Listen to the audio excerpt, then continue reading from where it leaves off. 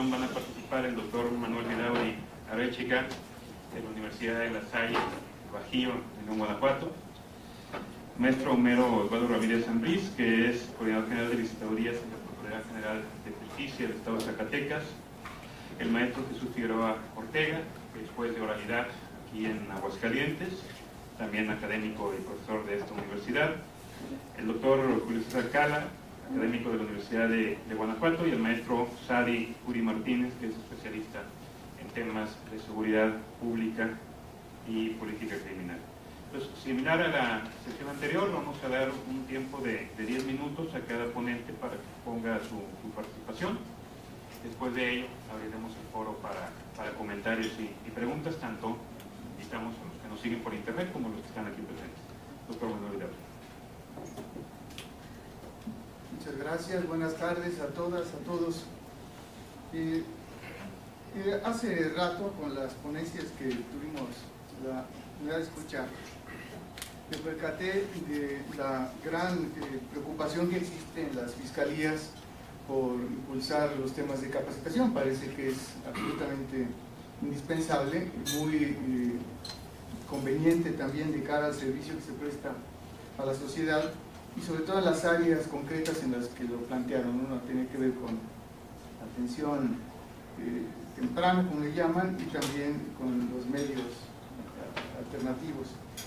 En el caso de mi presentación tengo tres preocupaciones particulares que me gustaría comentarles. Una tiene que ver con el significado que ha tenido para nuestro país esta reforma constitucional en términos de modificar de manera estructural la forma de procurar y administrar justicia, y no solo eso, sino también de ejecutar las sanciones y los mecanismos alternativos que se han incorporado en buena hora al sistema.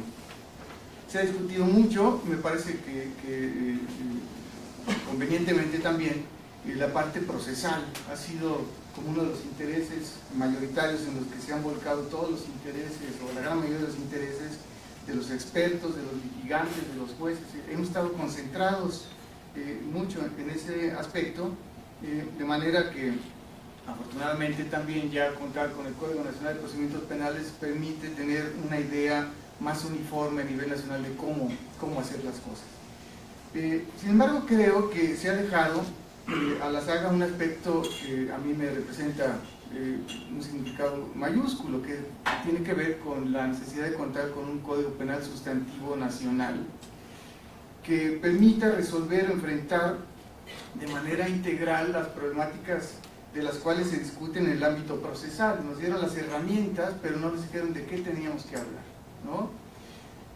Da la impresión de que con tantos códigos penales como hay en el país, se surte para las fiscalías y para los poderes judiciales, los defensores, etcétera, una suerte de microesfuerzos por comprender sus códigos, por aplicarlos, etcétera, pero microesfuerzos macro desarticulados, ¿no? No han permitido el diseño de una política criminal integral, ¿no? En la medida en que lo que en un estado está regulado de una forma, en otro tiene variantes significativas de cara a la sanción, incluso a los mismos elementos de los tipos penales que los integran. Vienen luego otros problemas que ya se avisoran, algunos ya son reales. Por ejemplo, el establecimiento de la pena de prisión vitalicia, situación que a mí me parece un retroceso gravísimo, ¿no? Una involución en el sistema de sanciones, y que está dando lugar, digo, como todos los malos ejemplos, a que cunda por el resto del país, ¿no? En España, particularmente en este tema de la prisión vitalicia, se utilizó una fórmula que pretende más o menos corregirlo, porque le agregan algo ahí en el sentido de que será una pena de prisión vitalicia revisable, ¿no? A los tantos años volver a eso.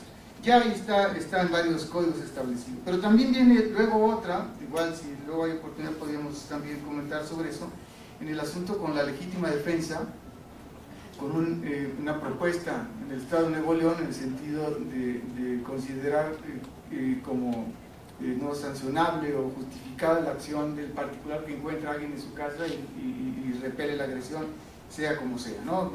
No ha quedado claro aquella otra cuestión. Es decir, problemas de dogmática, problemas de penas, problemas de tipos penales que quedan aún sin resolver. De ahí que insistiría, lo he hecho ya en otras ocasiones, y lo hago en realidad sumándome a una tendencia que en nuestro país, por lo menos haciendo un poco de memoria, tiene antecedentes. Ya en la década de los 40 ya se pensaba en la conveniencia de contar con un código penal único, nacional, que permitiera homologar los criterios, las formas de interpretar las normas, las consecuencias jurídicas, que permitiera homologar ciertamente el trabajo que realizan cotidianamente los ministerios públicos y también los jueces. Le veo muchas más ventajas que desventajas a resolver a atender esta problemática. Por un lado, me parecía que daría de luz respecto de la jurisprudencia, que en este país también luego llega a ser tanto dispersa, ¿no?, en función de resolver asuntos que están en controversia en algunos de los estados y que luego por virtud del tema jurisprudencial se convierte casi en obligatorios para el resto, cuando probablemente sus códigos no digan exactamente como se ha pretendido resolver, se ha pretendido aclarar. Ese sería uno, no es el único. Otro aspecto que creo que un código de esta naturaleza podría resolver sería el de permitir el diseño de una política criminal integral, de manera que no solo la parte procesal, sino también la sustantiva, facilitara la comunicación, la interlocución de los actores que participan en el proceso. Otro, generar un sistema penal sin contradicciones. Me parece que esa va a ser la ruta en el futuro. Ya hay muchos indicios en este sentido de que caminaremos hacia la ruta de un código penal sustantivo nacional, o como se le pueda llamar. He escuchado ya que se habla de código nacional penal, en fin. Creo que ahí vendrá ciertamente una ventaja, para la cual habría que resolver o enfrentar por lo menos 3 problemáticas específicas, algunas de ellas ya con pisos de solución muy claros. Por ejemplo, si es que es posible constitucionalmente legislar en materia penal, eso ya vimos que es posible, ¿no? Ya se creó el Código Nacional de Procedimientos Penales, se ha creado también la Ley Nacional de Ejecución Penal, el Sistema de Justicia Penal para Adolescentes, el mismo Código Nacional de Procedimientos Penales. Es decir, esta parte o esta dimensión problemática de alguna manera está resuelta. Otro aspecto problemático que habría que enfrentar sería el de quién redactaría este código. Digo, obviamente tendría que ser el legislador, pero está pensando en cómo hacer o cómo construir un documento que representara efectivamente los intereses nacionales, ¿no? Tengo noticia de que afortunadamente el Instituto Nacional de Ciencias Penales ha constituido una comisión de juristas de altísimo nivel, de penalistas muy reconocidos, que están justamente impulsando, diseñando, probablemente tendremos más noticias en el futuro, la posibilidad de crear una legislación penal de esta naturaleza. El factor que a mí creo que va a ser más difícil resolver sería el de carácter ideológico. En la medida que probablemente respecto de ciertos tipos penales no haya mucha controversia, estoy pensando en el robo, estoy pensando en el homicidio calificado, en violación, etc., digamos que ahí habría una suerte de visión más o menos uniforme. Tal vez variaría en el tema de la sanción, probablemente, pero donde sí veo que probablemente se presenten problemas más complejos serían aquellos tipos penales extremos, o que plantean problemáticas que duelen o que lastiman o que preocupan a ciertos sectores de la sociedad, unos más que otros. Está pensando en la eutanasia, el aborto, por ejemplo, que son temas que tienen también, habría que decirlo así, un alto componente ideológico, ¿no?, y que podrían propiciar, según cada estado de la república, cada congreso del estado tiene una problemática particular, ¿no? Ese sería uno de los escollos que yo considero más difícil, pero desde luego que será necesario sacar a relucir esta problemática, este interés, retomar este interés que, como digo, ya tiene antecedentes añejos en nuestro país, de contar efectivamente con un código penal nacional que nos permita efectivamente enfrentar parte de las problemáticas que he comentado. Incluso podríamos estarnos conectando con o sincronizando con una realidad que existe de Guatemala para el resto de países en América Latina o en Europa, digamos, todos tienen un código penal único, ¿no? Y esto les ha permitido, probablemente estén de acuerdo conmigo, desarrollar también una dogmática de muy alto nivel. Para los que nos dedicamos a ser profesores de esta materia de penal, evidentemente nos interesa mostrar el código penal de nuestra entidad, es el que enseñamos, que luego puede cambiar, cambia, la estructura es más o menos similar, algunas cosas incluso se dicen casi con las mismas palabras, tienen que ver con sus antecedentes históricos, pero desde luego que la dogmática que se desarrolla en nuestro país es, a diferencia de la que puede desarrollarse en otro lugar, no digo que sea de menor calidad, etc. Está muy orientada en principio a reconstruir o interpretar el código local. En los otros países, en Colombia, por ejemplo, Argentina, por ejemplo, ¿no? Sabemos que tiene un alto nivel científico y es justamente porque entonces todos los profesores, investigadores o científicos que se encargan de esta manera están abocados al estudio de ese código, y están desarrollando efectivamente nuevas interpretaciones, nuevos análisis. Por eso insisto, habría muchas ventajas. No, se me hace inconcebible que para otras cosas sí tengamos leyes únicas, y para estas que son importantes ahora mismo todavía no la hayamos podido conseguir, ¿no? Las leyes fiscales, que extraño, el tema del dinero siempre está presente, pues son iguales para todos, ¿no? El tema preocupante de la seguridad, ese aún no lo hemos podido establecer. De ahí que entonces esa sería una preocupación que no tiene que ver exactamente con las preocupaciones que escuché hace rato, que mostraban de manera muy brillante, muy clara y también de manera muy generosa las experiencias que han desarrollado en otras entidades y cómo han resuelto una serie de problemas que apuntan efectivamente a mejorar el modelo de procuración de justicia, que es como el propósito de estos foros. Dejaría ese tema del Código Penal Sustantivo Nacional simplemente planteado. Creo firmemente que eso es una necesidad urgente ya en este país. Otro aspecto en el que creo que debe mejorar o debe de pensarse seriamente de cara a mejorar este modelo de procuración de justicia tiene que ver con algo que ya también se comentó en la mesa anterior, y es el establecimiento o el desarrollo de ese servicio profesional de carrera.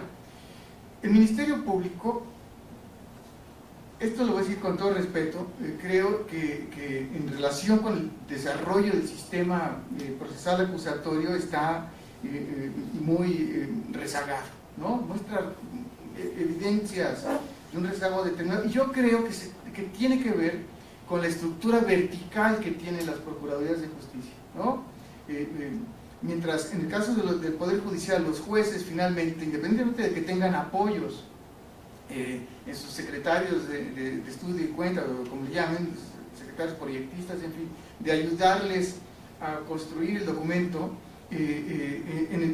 son de alguna manera independientes en la utilización de su criterio, en la fijación de sus criterios. Pero en el caso de las Procuradurías de Justicia tienen una organización muy vertical para la toma de decisiones, ¿no? El agente del Ministerio Público tiene que preguntar en casos determinados al jefe de averiguaciones previas, o como le llaman, al de control, al director, al subprocurador, etc.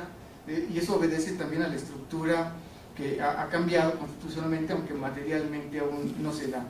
Este paso de procuradurías a fiscalías autónomas, donde evidentemente será necesario una reconstrucción de su propia estructura orgánica. Sí creo que debería establecerse formalmente, digamos, ojalá que el foro tenga esa repercusión,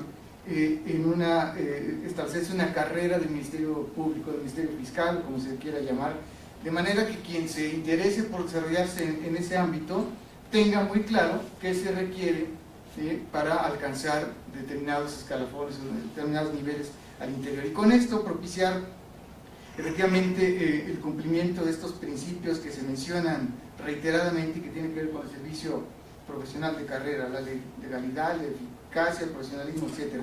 En el documento de diagnóstico que hace la Procuraduría de la República se alude en una de las partes, están muy vinculadas al tema de la estabilidad del procurador como un elemento fundamental, como depende del Ejecutivo, dependía pueden cambiar en cualquier momento en una estabilidad de manera que continúe en el cargo impulsando convenientemente las tareas, pero enseguida viene el apartado de la corrupción y parece que el vínculo entre una cosa y otra tiene que ver justamente con el establecimiento de este servicio profesional de carrera.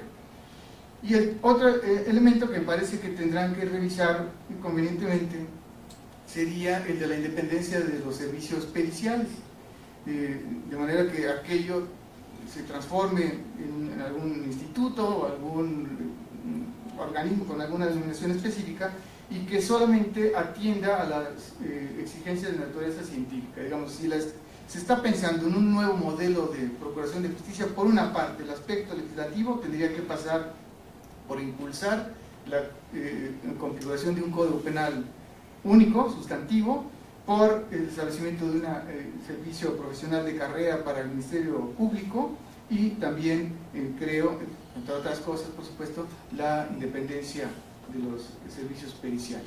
Lo dejaría hasta ahí por ahora. Muchas gracias.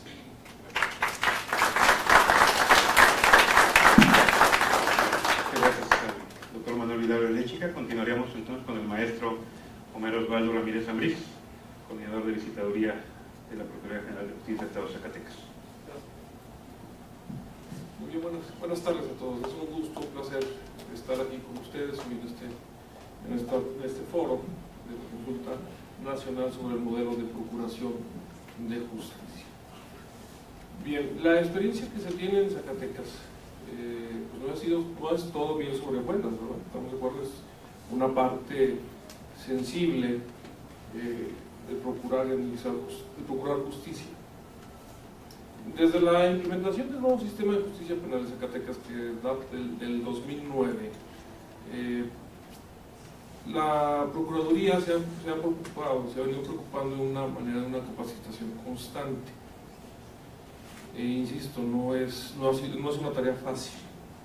Sin embargo, bueno, tenemos pues que la Procuraduría, a través de sus órganos de control, uno de ellos la Contraloría Interna y otro la Visitaduría General, ha venido, a partir de esta nueva administración, realizando diversos diagnósticos, y consideramos nosotros que, bueno, su servidor considera indispensable que dentro de la nueva arquitectura institucional de las 33 procuradurías, la visitaduría deberá de quedar como un garante del nuevo sistema de justicia penal.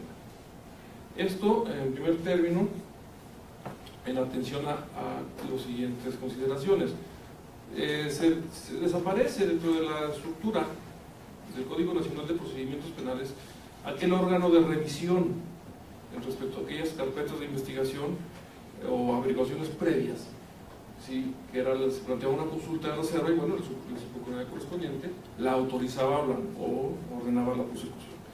Hoy el Código Nacional establece que esas determinaciones de hoy de archivo temporal y de abstención de investigación van a estar sujetas, ¿sí?, al control judicial.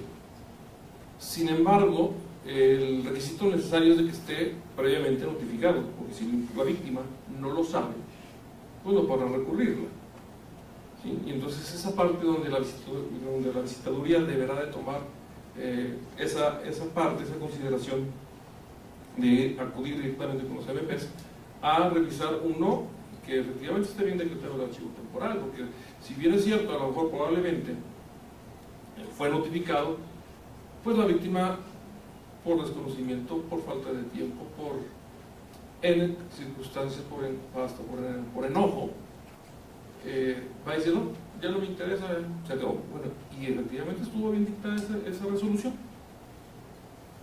Entonces, es ahí donde la visitaduría deberá de entrar a verificar ese control, que efectivamente ese archivo temporal esté debidamente dictado. ¿Por qué garante? Porque le va a garantizar al Estado en general y a la sociedad, pues a quien debemos, al ciudadano, que efectivamente ese Ministerio Público o esta Procuración de Justicia esté siendo aplicada adecuadamente. Esta naturaleza de garante tiene que tener relación sin lugar a dudas con el mandato constitucional del artículo 20, ¿no? Que una de las principales funciones del proceso penal y el objeto del mismo es esclarecer el hecho, los hechos, ¿sí? Proteger al inocente y procurar que el culpable no quede impune, así como que los daños causados por el delito se reparen. Obligación constitucional que nos deviene también del artículo 21, que le concede esa facultad al Ministerio Público. En general, el servidor público de Procuraduría tiene que estar debidamente capacitado, porque si no hay capacitación, pues el individuo, el servidor público, me va a maltratar a la gente, me va a generar impunidad, me va a generar rezago, me va a generar vicios que, bueno, a final de cuentas se tendrán que detectar en su oportunidad. Las funciones de las visitadurías en general es el órgano técnico jurídico, ¿sí?, de control de las procuradurías. Pero si esa visitaduría, aunado a lo anterior, nada más reacciona, pues a lo mejor vamos a llegar demasiado tarde. La intención, pues, en este sentido, sería, pues, de que las visitadurías fueran extremadamente preventivas, ¿sí?, como un órgano de control, ¿sí? Aunado a todas estas problemáticas, el nuevo Código Nacional pues es bondadoso para todo el mundo, en cuanto al imputado, en cuanto a la víctima, en cuanto al Ministerio Público. Pero tenemos que en las procuradurías se ha ido generando, en general, un cuello de botella terrible. Esto derivado de que, pues bueno, de que el Ministerio Público transita de un sistema escrito, evidentemente inquisitivo, si bien cierto es mixto, es parte inquisitiva, ¿sí?, y transita un sistema de justicia oral.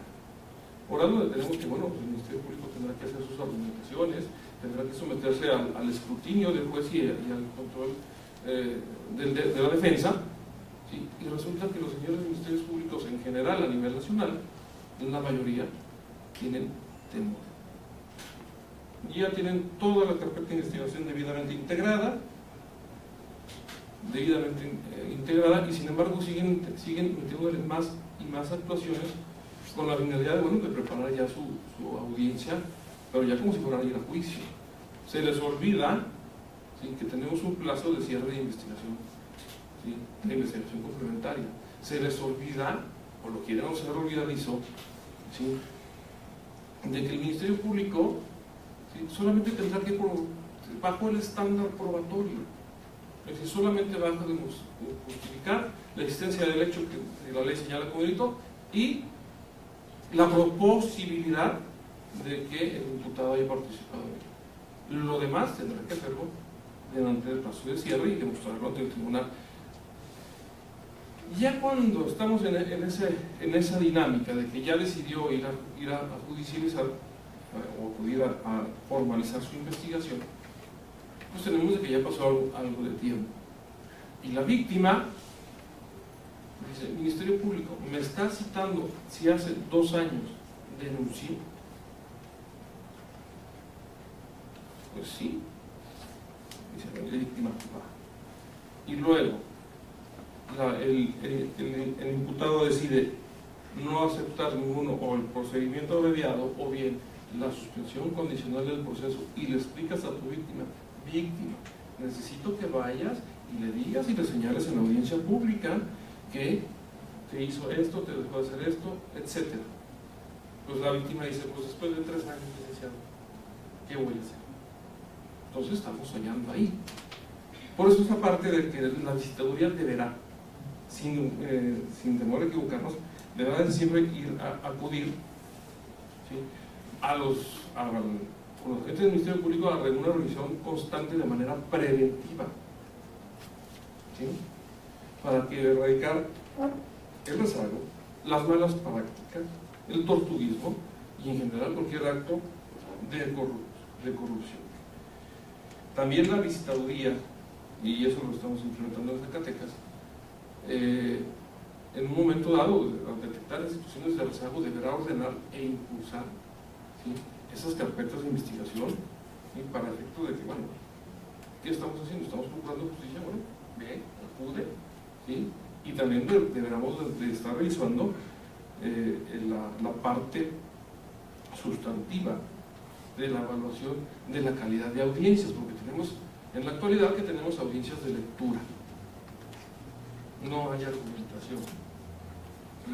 Tenemos el Ministerio Público que se lo pasa leyendo durante 40-45 minutos, el juez bostezando, se pierde la calidad de la audiencia, ¿sí?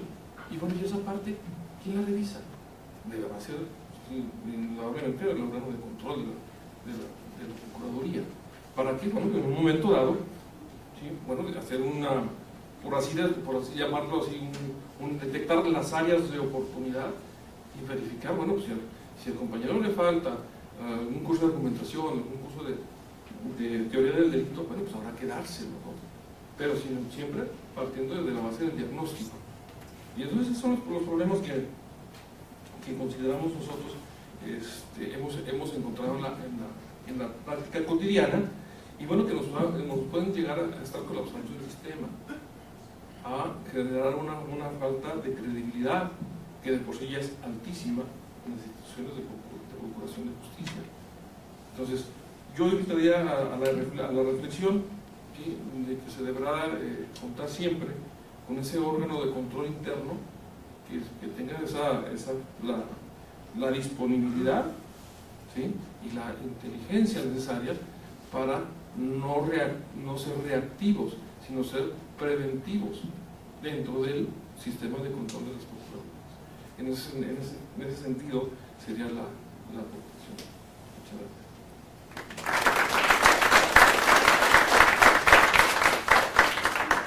Muchas gracias, maestro Ramírez. Vamos ahora al maestro Jesús Figueroa, juez de oralidad de aquí de Aguascalientes.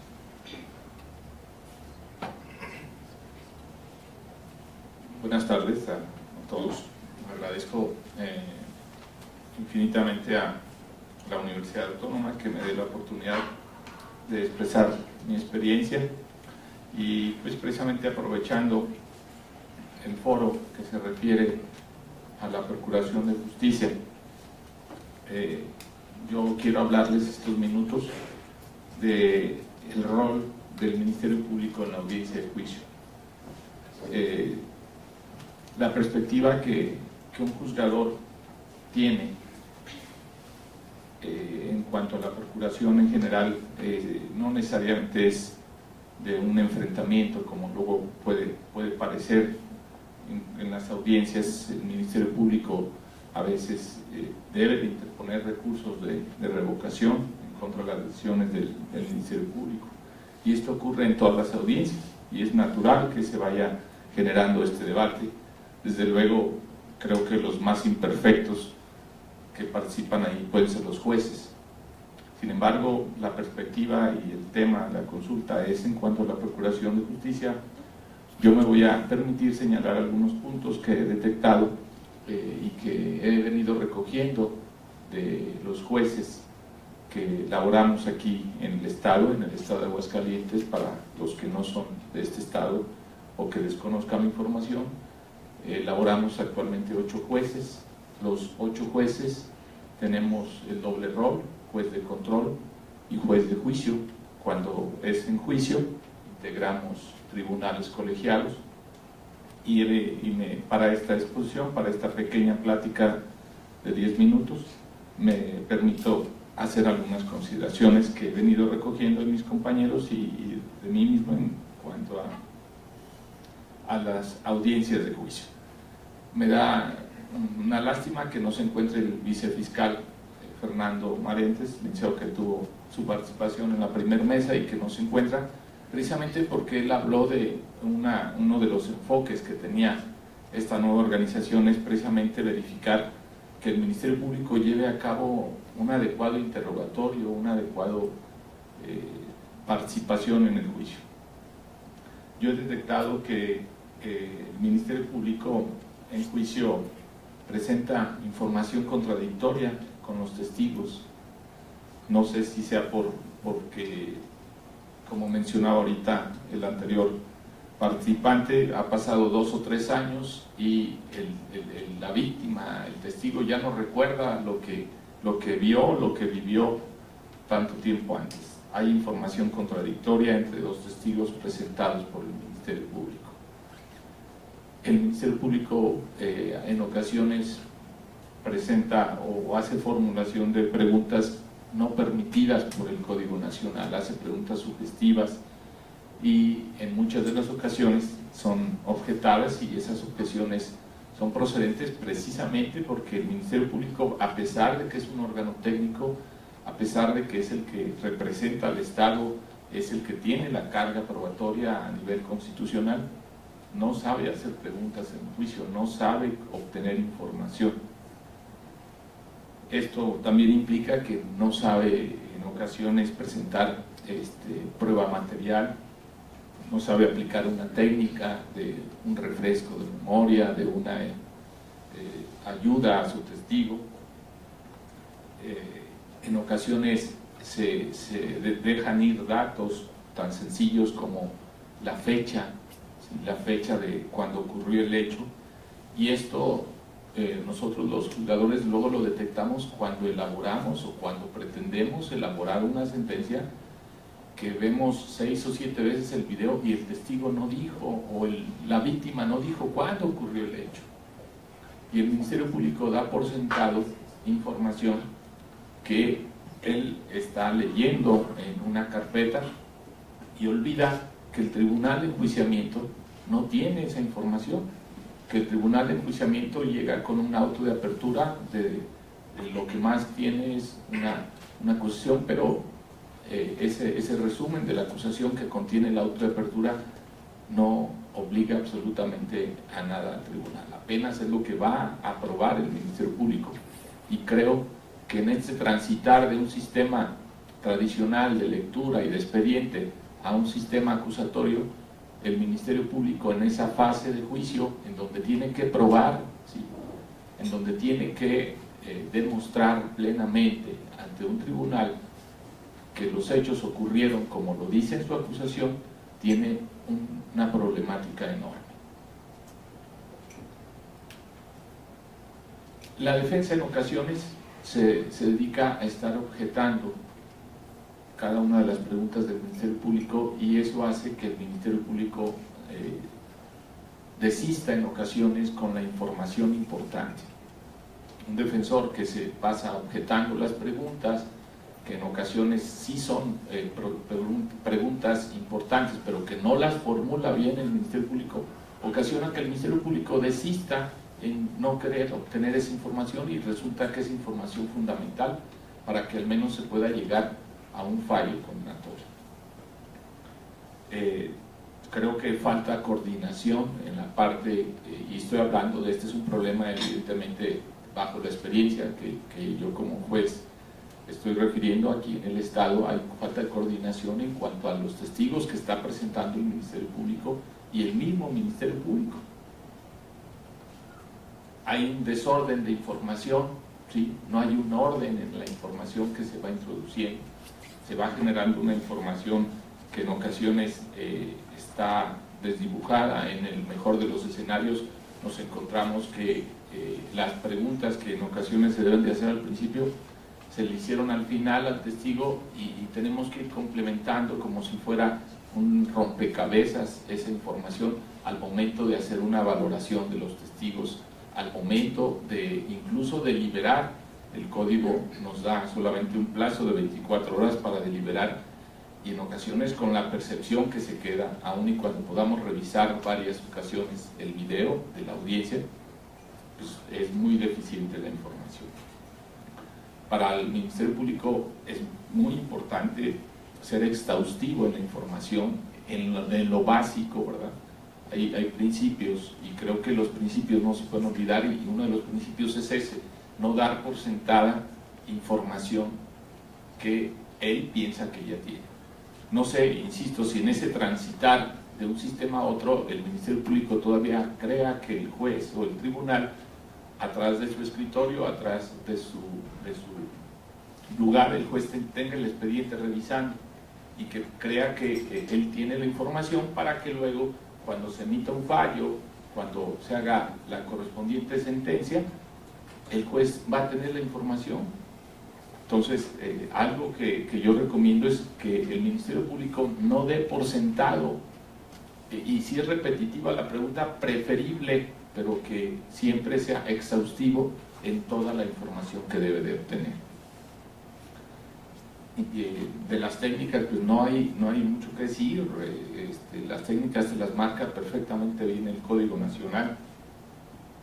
Creo que es básico que el Ministerio Público tenga contacto con sus testigos, con sus órganos de prueba, que sepa en qué momento se va a incorporar la prueba material, que en ocasiones son estados de cuenta, son actas para determinar edades de las víctimas, y que es información que si se ofreció en el auto de apertura, pues bueno, que la sepa incorporar en el juicio, porque los jueces llegamos desarmados y en muchas ocasiones se deriva esa situación por una falta de un desarrollo adecuado del Ministerio Público. En los interrogatorios, insisto, en ocasiones, aparte del desorden que puede generar el testigo, permite a que la defensa le destruya al testigo, y en una segunda oportunidad que tiene el Ministerio Público para tratar de levantar a su testigo, no lo hace, y da la impresión que el defensor le destruyó al testigo y el Ministerio Público no tiene una estrategia, no había planteado en su escenario que le iban a tumbar a ese testigo, y ya no hace nada por levantarlo. Desde luego, los alegatos que tiene que rendir el Ministerio Público en el juicio, pues deben de ser de convencimiento, porque si ya llegó a esa etapa del juicio, es porque debe de tener todos los elementos. Desde luego, no se trata de considerar, y lo dije al principio, que los jueces son los perfectos, que no, insisto, no creo que así sea, pero somos los evaluadores de la labor que realiza el Ministerio Público.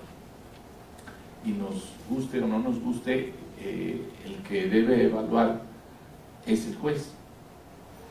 Hay esas situaciones que yo he detectado, hay conflictos incluso en situaciones conceptuales, como autentificar un medio de prueba, como introducir medios de prueba.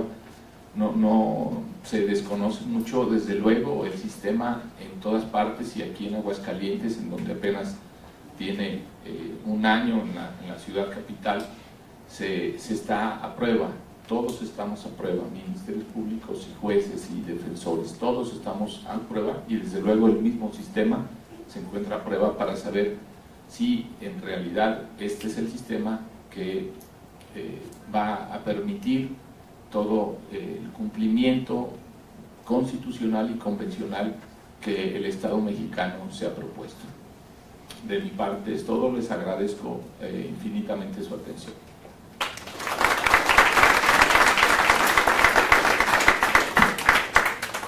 Muchas gracias al maestro Jesús Figueroa.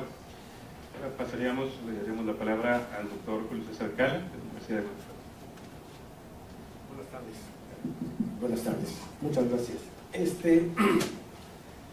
Felizmente estoy con gente que aprecio mucho, siento en la Universidad como mi casa, he trabajado aquí muchas veces, tengo aquí alumnos, amigos, profesores y colegas. Y también me da gusto porque me permite hacer una reflexión solamente a manera de apuntamiento que ya inició brillantemente el doctor Vidal, el doctor Manuel. En torno a la política criminal, en la mesa anterior también escuché muchos problemas, muchas circunstancias que tienen que ver con el asunto de la justicia. Y parece ser, por lo menos en el mundo del desarrollo teórico de la política criminal, que tendría que ser política penal, si somos castizos hablando, tendría que ser política penal, no política criminal, porque el ámbito de la política pública es el sistema de justicia penal. La otra sería una traducción gringa, pero bueno, estamos hablando en español, pero no es nada más un apuntamiento. En el mundo del desarrollo teórico de la política penal hay como que dos grandes programas. Y digo dos grandes programas porque son intentos que aflojan, que aprietan, que avanzan, que retroceden. Por un lado están los programas garantistas, o plenamente garantistas, o con pretensiones garantistas, y por otro están programas que pudiéramos llamar no garantistas, que limitan garantías, que son más represivos, que suponen que lo más importante del sistema de justicia penal es la sanción.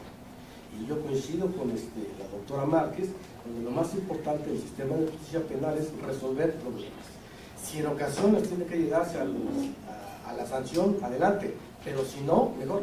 Recordemos que uno de los principios fundamentales de no del derecho penal, sino de la política criminal garantista es el principio de la última ganancia. Tendríamos que ser la última posibilidad. Cuando nosotros como sociedad pensamos que el primer mecanismo de enfrentar problemas sociales es el sistema de justicia penal, tenemos graves problemas sociales.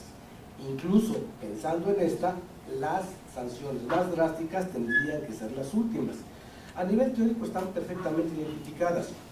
Y parece ser que las sociedades más evolucionadas, y digo evolucionadas no por su mayor desarrollo tecnológico, sino porque han logrado reducir en la medida de lo posible el ejercicio de la violencia social, el ejercicio de la violencia institucional y el ejercicio de la violencia en la actividad delictiva. Son, por ejemplo, recordando al maestro Luke Husman, los países del primer mundo, ¿no? Donde en aquellos tiempos, en los 70, 60, decían, es una locura pensar que el derecho penal tiene que desaparecer.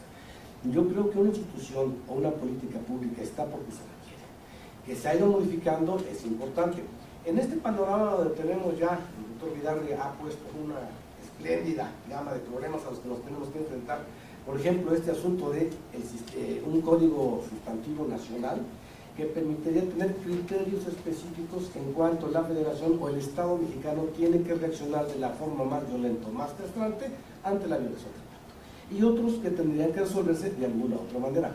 Despenalizar una conducta en estos términos no quiere decir que no vamos a atenderla públicamente. Lo único que quiere decir es que vamos a encontrar caminos alternos más benéficos, que lesionen menos a los involucrados. Eso es importante para mí.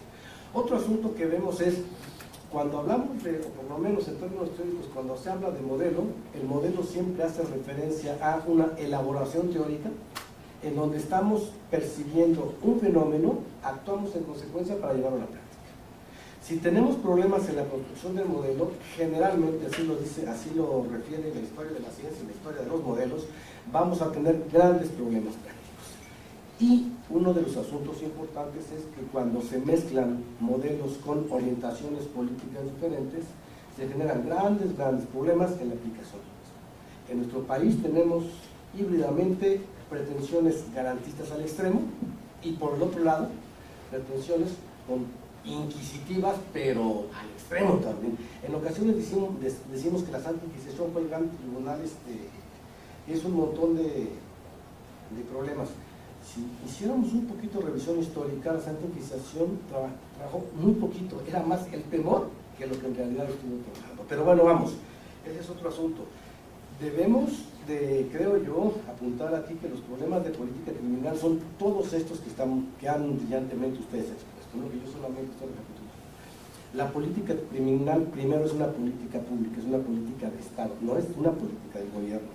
Creo que aquí bien se ha distinguido entre Estado y gobierno, porque luego público en general, y no tiene por qué saberlo por supuesto, confunde gobierno con Estado.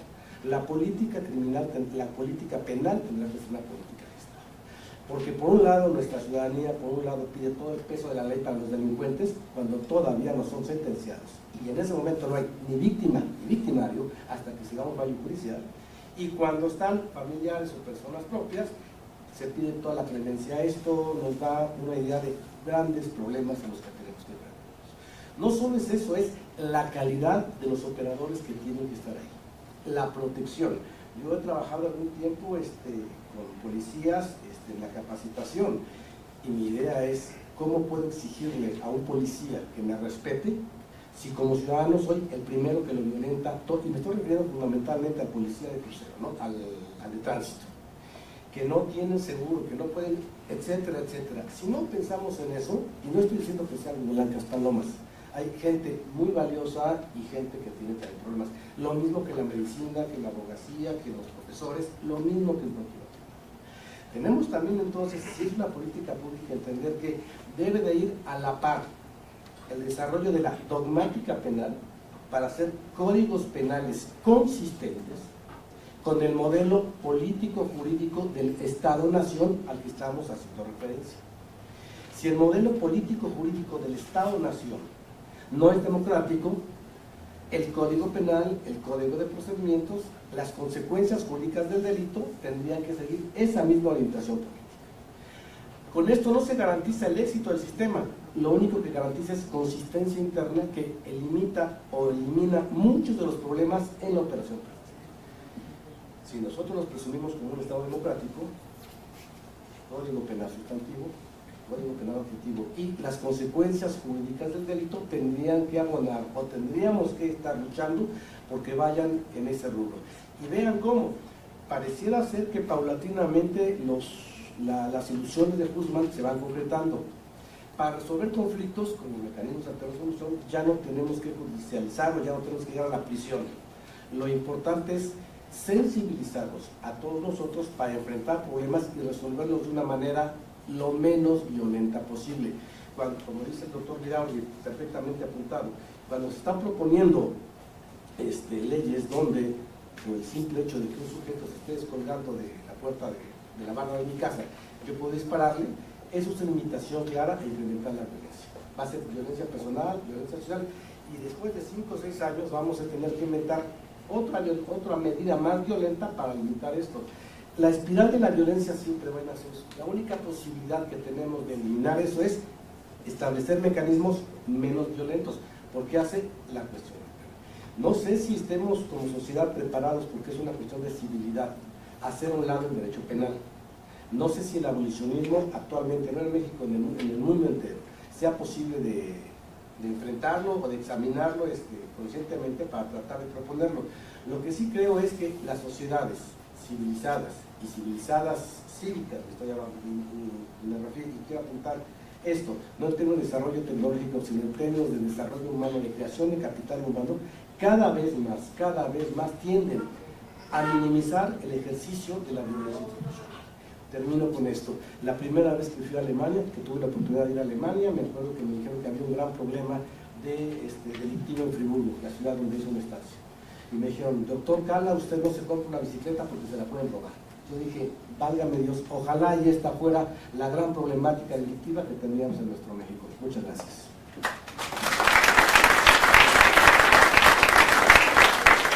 Muchas gracias, doctor Cala. Para concluir esta primera sesión, le cedo la palabra al maestro Shadi Curi Martínez. Gracias. No sé si me pueden ayudar con la presentación, por favor, en Power.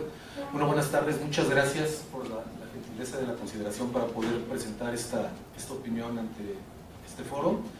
En lo que me hacen el favor de poner la presentación, bueno, comentar, creo que se van a dar cuenta que va a haber muchas coincidencias entre lo que me voy a permitir someter a su consideración y algunas de las ponencias que me han antecedido, brillantes todas, aun y cuando el tema que voy a abordar quizás sea un poco más particular. La intención es crear un sistema integral de investigación criminal. Apunta muy bien el señor juez Figueroa, muy puntual, algunas problemáticas que creo que eso de alguna manera pudieran ayudar a su solución. El eje temático al que me remito es el modelo de la investigación criminal, de manera particular, modelo de investigación y buenas prácticas. Me gustaría empezar con un marco conceptual muy breve nada más para podernos poner en la misma sintonía. Quizás hay algunas definiciones mejores que las que les propongo, pero insisto, es nada más para estar en la misma sintonía. Hablaría primero, de investigación criminal, como una serie de pasos sistematizados y metodológicamente organizados. Creo que finalmente es lo que nos está pasando. Estamos remitiendo la investigación criminal en este país a conocimientos empíricos, al leal saber y entender, como se decía anteriormente al momento de nombrar algún perito dentro de una averiguación previa. Finalmente esto se requiere ¿para qué? Para verificar un determinado hecho, las conductas que lo materializaron y su posible tipificación. También creo que en las fiscalías o procuradurías todo lo que se denuncia es delito, todo tiene que ser delito. Creo que ese es un grave error, el prejuicio es algo que puede atrofiar esta maquinaria. Y bueno, finalmente la individualización de quién lo cometió. un sistema con un conjunto de reglas o principios sobre una materia racionalmente entrelazados. Un gran sistema que nos ayude a entrelazar diferentes disciplinas, diferentes materias para un fin determinado. Y finalmente, lo que puede ser la metodología, procedimiento que se sigue en las ciencias para encontrar la verdad de la enseñanza. Muchos delitos pueden ser acreditados a partir de disciplinas científicas. Inclusive la investigación criminal empata perfectamente bien con los pasos del método científico. Si hiciéramos una analogía nos vamos a dar cuenta que tiene mucha similitud. Entonces, bueno, partiendo de de este marco conceptual, me permito primero plantear de manera muy genérica, porque bueno, pudiéramos entrar a particularidades y aquí nos amanece, ¿cuál es la realidad de las investigaciones criminales en este país? No cuentan con normas amplias que regulen su actuación en la operación. Insisto, al momento que se materializa, la investigación criminal en este país, por mandato constitucional, es comandada por el Ministerio Público. Y las dos grandes entidades que le ayudan a poder llevar a cabo las investigaciones son servicios periciales y agentes de investigación criminal. Propone el maestro Aurelio Núñez Salas una célula de investigación donde al centro está el Ministerio Público y alrededor de él algunas otras dependencias pudieran ser gubernamentales, incluso hasta particulares. Nos remitimos a estas dos instituciones. No existen órganos que controlen las labores de investigación. Las labores de investigación, simple y llanamente, cuando se llevan a cabo, el Ministerio Público, y lo digo entrecomillado, es quien está controlando y supervisando. Platicaba con el señor vicefiscal hace unos momentos que en Aguascalientes no tenemos un plan metodológico de investigación, no existe, no está normado. Anteriormente, quienes hayan litigado, o para quienes trabajamos en la Procuraduría, se hacía de una manera muy rupestre, porque cuando llegaba una denuncia, no sé si se escucha bien así, ¿sí se escucha? Me aturo el micrófono, no. Llegaba una denuncia y el Ministerio Público lo que hacía era leer la denuncia y anotaba en el folder las instrucciones para el secretario mecanógrafo. Eso es un plan metodológico de investigación, rupestre pero plan. Y el Ministerio Público no volvió a enterarse de esas indicaciones hasta que el secretario o secretaria, y lo digo con mucho respeto, son gente que respeto profundamente, que en ocasiones nada más tenía la preparatoria, lo podía hacer y se lo presentaba al Ministerio Público. Y esto había sucedido 6, 7, 8 meses después. Entonces, bueno, sí sabemos lo que es un plan metodológico, hay que hacerlo de una manera correcta. No son supervisadas. Una investigación criminal en este país, cada quien hace por lo menos en Aguascalientes, que es lo que medianamente conozco, se lleva a cabo, cada área hace su investigación y cuando terminan se la presentan al Ministerio Público. Pero en el transcurso de la investigación, en el transcurso de este procedimiento, no hay quien lo supervise. Y finalmente, no se llevan a cabo evaluaciones. Como decía la doctora, aquello que no se evalúa puede estar siendo equivocado. La ceguera de taller que la inercia de este trabajo ocasiona nos puede llevar a estar cometiendo errores de manera constante y no darnos cuenta. Toda labor en materia de investigación criminal debe de ser evaluada. Y esto, y pongo nada más tres ejemplos de lo mucho que podría suceder. Se violan principios fundamentales como el de inocencia, como el de debido proceso, como a no autoincriminarse. Pongo un ejemplo muy simple, pero que se da cotidianamente. Me queda claro que la confesión en materia penal tiene una serie de requisitos que están regulados por ley.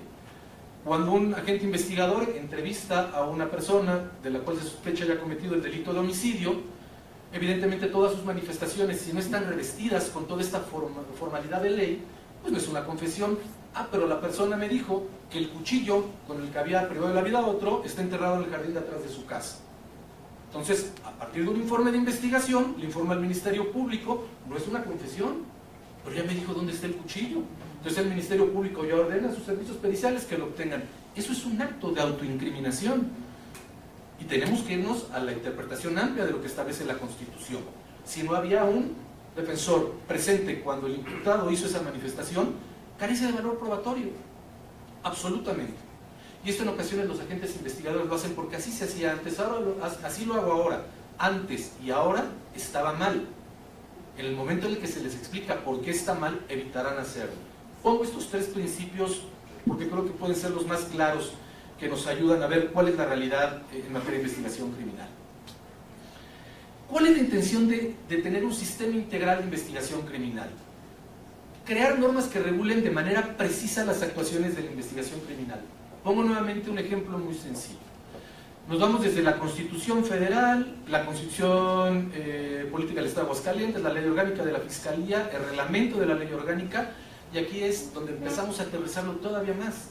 El Reglamento Interno de la Agencia Estatal de Investigaciones, que me manifiesto un total enemigo de que se le llame policía investigadora. Creo que el concepto de policía está muy bien definido y es muy honrosa la labor que hacen los policías, no así los agentes investigadores. Son policías, son agentes, son detectives, son investigadores. De ahí lo bajamos a un manual de procedimientos y de ahí lo bajamos a circulares. Esta es parte, la parte normativa de un sistema. No se tiene, quizás por mi ignorancia, pero quisiera saber yo si hay alguna entidad federativa que sus policías investigadores tienen manuales de procedimientos, donde se diga cómo hacer. Bueno, la federación ha hecho una labor loable, ahorita pondré un par de ejemplos, tratando de regular esto con sus protocolos de actuación. Pero de manera particular, ¿cómo lo aterrizamos? Estos protocolos son federales, son muy interesantes y son muy útiles. ¿Cómo lo aterrizamos a nivel de operación? ¿Cómo lo aterrizamos al día a día? A partir de manuales de procedimientos, que de alguna manera van a ayudarnos a no violentar principios constitucionales, a darle un orden que el señor juez me pareció muy puntual, este desorden y dar por sentadas las situaciones. Esta normatividad creo que puede ayudarnos a evitar no nada más cambiar la mentalidad, sino la funcionalidad de las labores. Crear órganos que controlen las actividades de la investigación criminal. El Ministerio Público no puede. Humanamente tenemos que crear normas que sean operativas, que sean positivas, que sean de un lógico proceder. El Ministerio Público no puede estar atento de todas las investigaciones. Y algo que controle las investigaciones va muy de la mano con la supervisión de las mismas. Hablo quién controla, y lo digo con mucho respeto, a los agentes investigadores cuando están en la calle, cuando están investigando. Aquí hay compañeros que no van a dejar mentir. Hay un evento y la superioridad, salgan a investigar. ¿Qué? ¿Qué vamos a investigar? No, a la calle, a trabajar. ¿Qué? No hay un orden, no hay un control. Ya tenemos este control, ya sabemos que ahora hay que estar supervisando, que las labores de investigación se lleven correctamente. Y finalmente unidades que las evalúen. En la teoría, cuando se llevan a cabo entrevistas a sospechosos de algún delito, dentro de la estructura de la entrevista el último paso es la evaluación. Los entrevistadores, una vez que terminan, deben de sentarse uno con otro y platicar, bueno, qué hicimos, cómo lo podemos corregir. En fin, les pongo una situación muy particular y muy práctica, así en general. Pues creo que un sistema que nos dé estas unidades, y no se trata de engrosar la estructura de las fiscalías, creo que se trata de puntualizar las labores que se realizan y de blindarlas. Les pongo este caso muy particular. No hay capacitación en materia de metodología de investigación criminal. Todos los años se saca el programa rector, el secretario ejecutivo del Sistema Nacional de Seguridad Pública, todos los años publica su programa rector. Dentro del programa rector está el programa de formación inicial para ministerios públicos, para agentes investigadores y para peritos. Me llamó mucho la atención, simplemente voy a poner dos, que en el caso de los ministerios públicos tiene una formación de 790 horas, me parece loable, me parece bastante interesante. Una persona que quiera ser ministerio público tiene que tomar este curso. Perdón, me equivoqué, sí, para ministerio público, pero en ninguna de las 30 materias que se llevan durante 790 horas está la de metodología de la investigación criminal. Y es lo que hace el Ministerio Público. ¿Cómo organiza sus investigaciones? Me llama mucho la atención, y dicho sea de paso muy al margen, que sí tienen falsificación de moneda. Tienen 20 horas, oye, pues que se la regala la metodología, ¿no? Le hace más falta. En el caso de los agentes investigadores, a mí es algo que me parece loable y respeto y admiro mucho.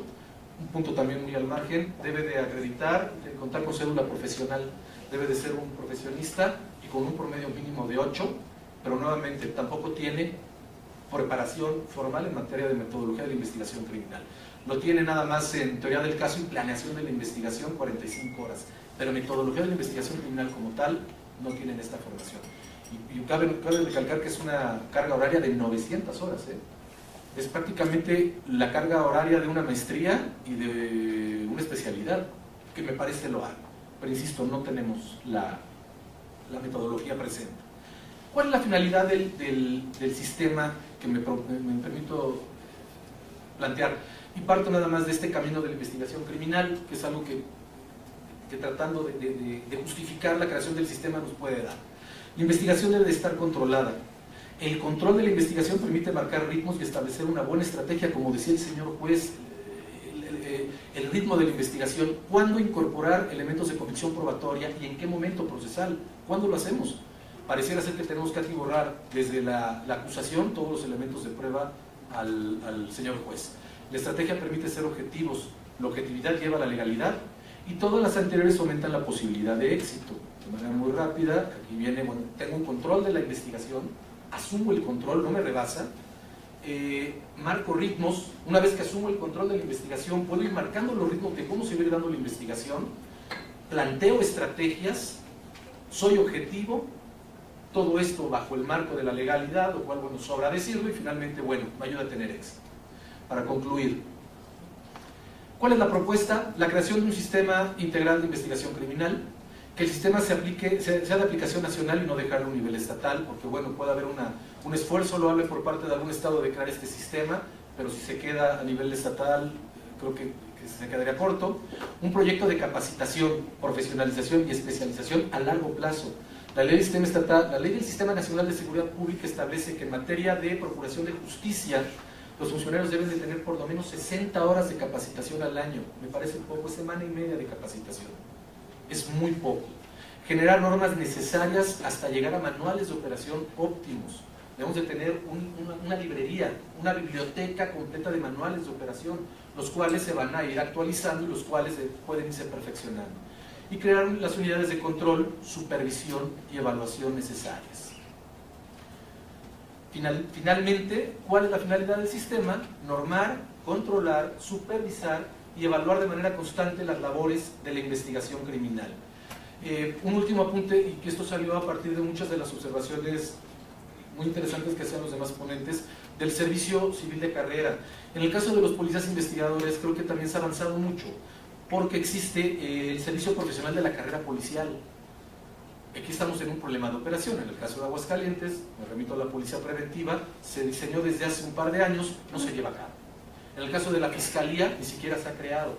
Hay recursos federales para hacerlo. Y esto puede abonar en mucho a las problemáticas que ya han planteado, que no me gustaría abusar porque ya me pasé de tiempo. Y bueno, finalmente me quedo con esto. Somos lo que hacemos repetidamente. La excelencia, entonces, no es un acto, sino un hábito. Me fui muy rápido, espero haber sido claro. Les agradezco mucho el tiempo y la paciencia, muy amables.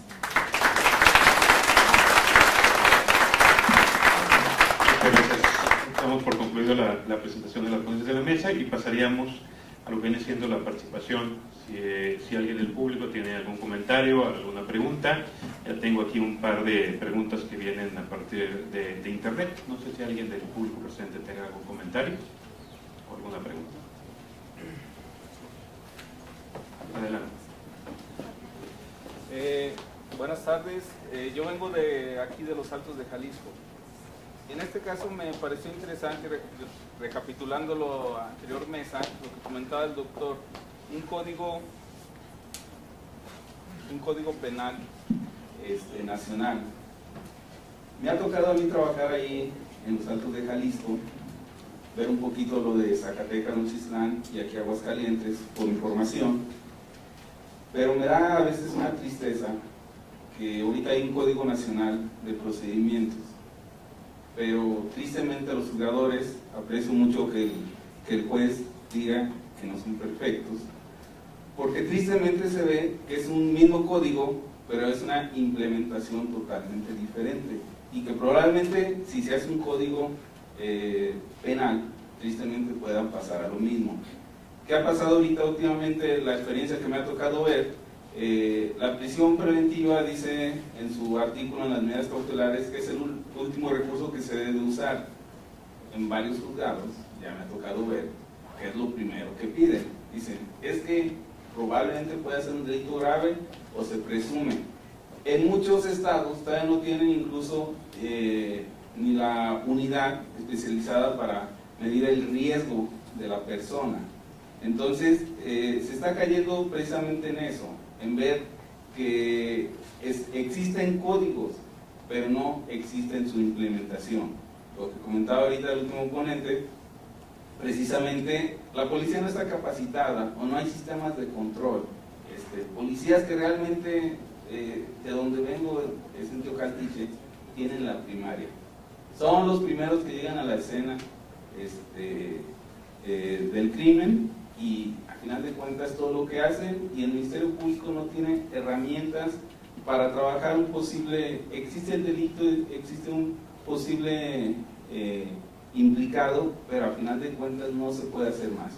Y tristemente también pasa que vemos Aguascalientes es una ciudad capital donde está la principal población, pero en ciudades pequeñas, hablamos de Guadalajara, hablamos de Zacatecas, hablamos de Jalisco. En Guadalajara existe todo bien, Zacatecas todo bien, pero en municipios pequeños como que se olvida la justicia. Incluso en Zacatecas me ha tocado ver lo de Nochistlán. Es una ciudad que está casi 2 horas de la capital, y pues la justicia se mueve igual que en Teocaltiche, muy lenta. Entonces estos foros están sirviendo, pero todavía sigue la centralización. A final de cuentas no se ha dado todavía la justicia que nos aplique a todos, sino que únicamente a unas cuantas personas. Gracias.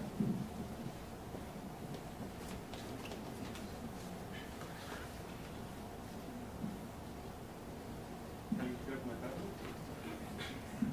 ¿Alguien? Adelante. Buenas tardes. Bueno, yo les vengo a comentar mi punto de vista desde hace rato.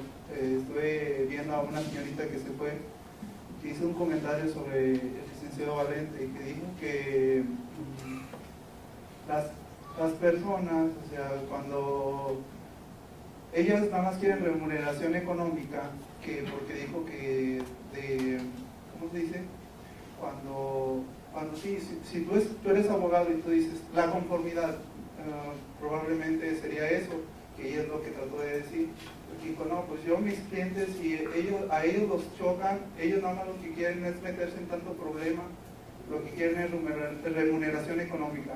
De hecho, ahí es la mentalidad de cada persona, porque yo estoy estudiando una licenciatura, y si yo pudiera hacer algo, sacar a alguien que está haciendo un daño para la sociedad, yo lo sacaría, a pesar de todo.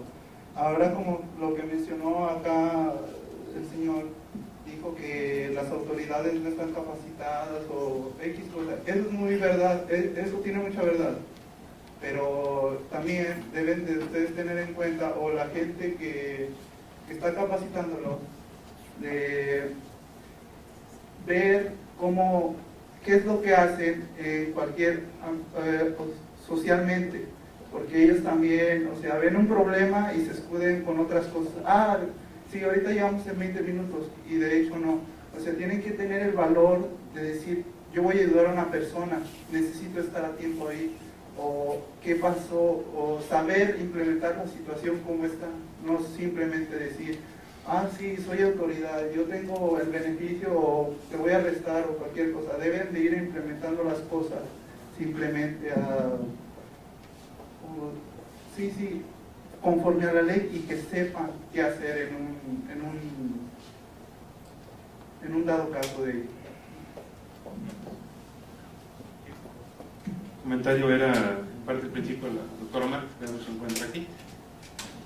Pero bueno, creo que va relacionado con lo que acabas de comentar, y hay una pregunta, bueno, un par de preguntas para la mesa, y va relacionado en parte con este tema. Es del licenciado Alejandro Monroy. Si mal no tengo entendido, o si lo ubico, es desde Tijuana, nos está escribiendo. Una pregunta es ¿cómo ven, o si se ve positiva la propuesta de la CONAGO de ampliar el espectro de delitos que merecen como medida cautelar la prisión preventiva? Me imagino que se refiere a prisión preventiva oficiosa.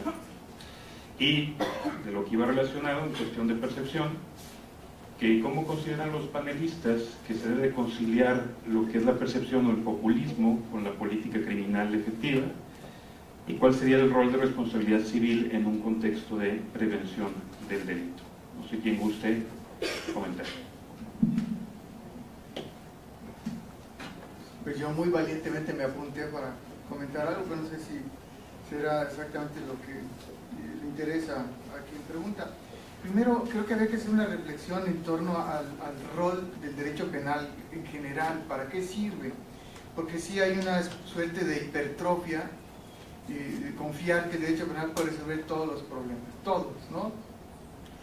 Lo he dicho en otras ocasiones, igual alguien ya me habrá escuchado, pero creo que en los poderes legislativos hay una especie de pasión orgásmica por el Código Penal. Todo lo que se mueve, todo lo que les preocupa, tiene que pasar necesariamente por el derecho penal. Y eso me recordó ahora una frase que pronunció, o tiene escrita el profesor Nauke, profesor alemán, y hablaba justamente de eso. Decía, el derecho penal no es el derecho del combate a la delincuencia, sino el derecho de los límites del combate a la delincuencia. El derecho penal pone límites justamente a la forma en la que se deben enfrentar ciertos problemas. De ahí que sea muy claro cuando de los códigos penales se extraen algunas conductas, ya lo decía el profesor Cal hace rato, no significa esto que queden sin protección, sino que otras ramas del ordenamiento jurídico se podrían hacer cargo de ellas, incluso de manera más eficaz que las propiamente penales. Sí, hoy vienen notas en la prensa respecto de los intereses que tiene la CONAR, ¿cómo se llama? Esta Conferencia Nacional de Gobernadores, de tipificar 35 delitos, no tipificar, sino revisar y actualizar e incrementar las sanciones de 35 tipos penales, ¿no? Está la discusión esta de la legítima defensa también. Seguramente el ejemplo que les ponía de la pena de prisión vitalicia es otra de las herramientas con las que querrán enfrentar la temática. Yo creo que había que desdramatizar el tema de hasta dónde puede realmente el derecho penal funcionar efectivamente para ciertas cosas y dónde otras ramas que podrían hacerlo de mejor forma deben intervenir. Estoy pensando, por ejemplo, en el caso de los delitos que se cometen mediante el uso de vehículos de motor, de tránsito, ¿no? Muchos de estos delitos, cuando ya las instancias acuciosamente verifican a los participantes, descubren que o no tenían licencia, o estaba vencida, o en fin, ¿no? Quiere decir que una rama de la ciencia jurídica, en este caso el derecho administrativo, no hizo su tarea. ¿Cómo se le otorga o cómo no se verifica quién conduce vehículos de motor? Y luego se espera que el derecho penal corrija las deficiencias de las otras ramas, ¿no? Sí, es lamentable que en un país se pongan de moda los penalistas. Yo diría que no es muy bueno eso. Carla lo decía hace rato con el tema de la utilización como última ratio del derecho penal, dejémoslo al final, ¿no? Pero claro, la ruta que luego observamos es que más que última ratio parece la única ratio, ¿no? Eso es lo único que ven y es la única forma de intervenir. Entonces sí creo que habría que poner el derecho penal en su justo límite, ¿no? De manera que funcione realmente para lo que debe estar construido, que ciertamente, dicen muchos autores, serían las conductas de mayor riesgo, de mayor impacto en la vida social, y no otro tipo de conductas que probablemente no tengan una repercusión social intensa, por más que sean intereses de grupos específicos que quieren llevar el ámbito al tema del derecho penal, pero en fin, sería una discusión mucho más amplia. En relación con lo que decía el abogado hace rato, si me permite 3 segundos nada más, creo que sí es susceptible de que haya muchas interpretaciones del Código Penal, ¿no? Pero no más de las que hay ahora mismo, ¿no? Con tantos códigos, digamos que aquí es un galimatías, deja que no hay quien entienda, ¿no? Y se convierte luego en una suerte de coartada también. Al momento de interpretar, pues cada quien encontrará, según el Estado, la entidad federativa, las fórmulas para, digamos, hay criterios por decreto, he visto también, ¿no? Se reúnen los magistrados y toman decisiones, así le vamos a entender aquí, ¿cómo es eso? ¿No? Y el principio de libertad interpretativa, ¿dónde quedó? Bueno, en fin. Peor aún cuando legislan todos juntos, que ahí también parece algo realmente complejo, ¿no? Que firman la iniciativa de modificación del Código Penal los legisladores, el Ejecutivo y el Poder Judicial. Y dices, ¿y quién nos defenderá entonces? Si todos están firmando ahí, no queda nadie pero es una práctica común en el país que a mí me parece muy perversa y poco cuidado, poco democrática también. Finalmente hay un tema que me sugirió la ponencia, la última de las presentaciones del licenciado Curi. Yo creo que sí hace falta en este país, es una rama del derecho incipiente que se ha dado a denominar derecho operacional, y tiene que ver justamente con el acopio de metodologías específicas para evitar riesgos por parte de los operadores, los policías, los militares, etcétera, que tienen acciones naturalmente violentas o en los extremos de la violencia, y que marcan justamente las pautas para normar su procedimiento. Sí es un reto que tiene el país enfrente. Yo diría que deberíamos ir adelante y no como estamos viendo ahora, que quieren ir para atrás. Digamos que hay una especie de retroceso ahí disimulado, tal, la instrumentalización del derecho, ¿no? La politización del derecho en función de intereses no necesariamente muy claros. Bueno, vamos a acotar aquí porque ya me mandaron un mensaje para moderar al moderador. Sí, pero es que me están moderando porque van a hacer una... Pues unos breves comentarios. ¿Sí? Bueno, entonces pasamos. Algo muy breve. Bueno, en relación a la pregunta que lanzaba el señor Alejandro Monroy respecto a la propuesta de ampliar el catálogo de delitos que son acreedores de la prisión preventiva oficiosa, mi opinión muy particular es que, bueno, el Código Nacional de Procedimientos Penales y la Constitución de por sí ya maneja un amplio espectro. El detalle es, como me preguntaron hace rato en la prensa, es que las procuradurías se pongan a trabajar, porque tenemos la experiencia de que llega policía primer respondiente, detiene a una persona en flagrancia, va con el Ministerio Público, el señor Ministerio Público dice no te recibo y no te resuelvo, mejor lo arreglan ahí, te regreso el carro, te regreso esto y ya está, se acabó. Y la policía pues, se va frustrada, ¿sí? Resulta que, bueno, a los 2 o 3 días vuelven a detener al mismo sujeto con otro vehículo y vuelve a pasar lo mismo, no reciben el Ministerio. Entonces, la herramienta del Código Nacional ahí está presente. El problema es que no nos ponemos a trabajar, ¿sí? Porque al final, si bien es cierto, como dijo Mancera, el sistema es muy laxo, también no es de que ese sistema tiene controles, ¿sí? ¿Cuál es el control? Bueno, primero, eres primo delincuente, ok, perfecto, si el delito lo amerita, te vamos a dar vamos a tener la posibilidad de que se le des un acuerdo preparatorio, ok, perfecto, vuelves a caer, que ya entonces ya me voy a control de detención, ¿sí? O bien te pongo una imputación en los 5 días siguientes, te voy a una suspensión condicional del proceso, perfecto, vuelves a caer a la semana, ok, y voy a un procedimiento abreviado, ¿sí? Te vuelvo una imputación, te voy a un procedimiento abreviado, si tú quieres, tú lo aceptas, y entonces ya te tengo cerrada la puerta, te doy el beneficio si quieres. ¿Sí? Vuelves a caer, la Constitución me dice, es prisión preventiva oficiosa porque ya tienes una sentencia previa. El problema es de que la herramienta no la estamos empleando.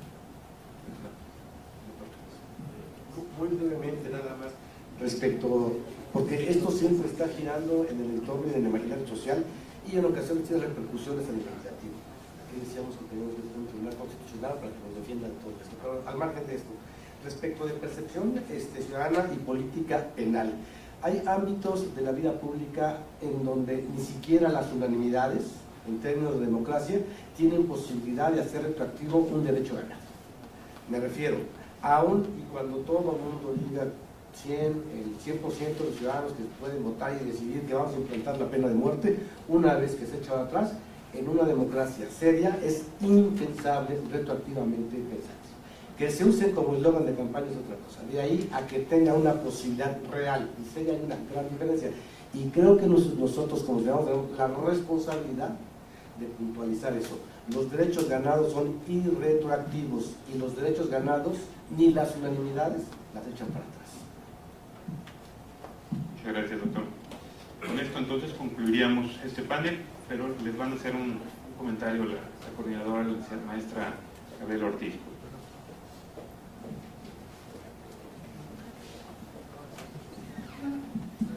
Brevemente, pues muchísimas gracias a todas y a todos por hacer posible este espacio, a nombre de todas las instituciones convocantes, por el tiempo, el rigor técnico y sobre todo por el diálogo constructivo que permaneció a lo largo de toda esta jornada.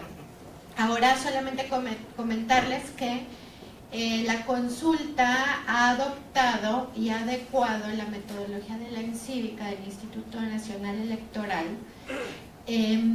a efectos de que esta consulta se conciba como un espacio público en el cual exista el diálogo constructivo sobre temas que resultan fundamentales para continuar en la construcción del sistema de justicia penal acusatorio adversarial, que ha sido una de las grandes apuestas de los estados y de la federación para tener un estado de justicia, un sistema de justicia moderno y adecuado a las demandas de nuestra sociedad moderna, ¿no?